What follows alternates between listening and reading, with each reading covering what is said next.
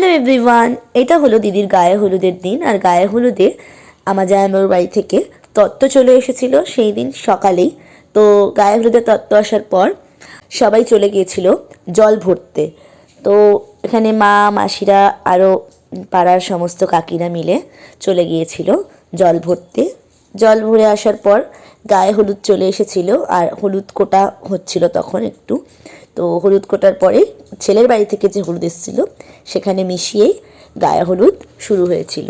তো এখানে দিদির যে জুয়েলারিগুলো পড়েছে ফ্লাওয়ারের, সেগুলো সব আমি নিজের হাতেই বানিয়েছি। এগুলো সবই অরিজিনাল ফুল দিয়েই তৈরি করা। দেখো কি সুন্দর লাগছে। আর এদের যারা দেখছো, বিশেষ করে এই পুচকিটাকে, এটা আমার দিদির মেয়ে, মানে আমার মাসির দুই মেয়ে। দুপাশে দিদির দুপাশে দাঁড়িয়ে আছে, এটা মাসির দুই মেয়ে। আর এটা হলো আমার ছোট দিদির মেয়ে। তো কি মিষ্টি, দেখো মিষ্টি করে হাসছে। তো যাই হোক, গায়ে হলুদ কমপ্লিট করার পর ও চলে গিয়েছিল মেকআপ করতে, কারণ মেকআপ আর্টিস্ট চলে এসেছিল আর ও একদম অন টাইমেই বসে পড়েছিল। তো এরপরে আমিও চলে গিয়েছিলাম রেডি হতে, কারণ বিয়ের সমস্ত কাজ বাজ ছিল। আরও নেক্সট ব্লগ নিয়ে আসছি, বিয়ের ব্লগ দেখতে থাকো। টাটা।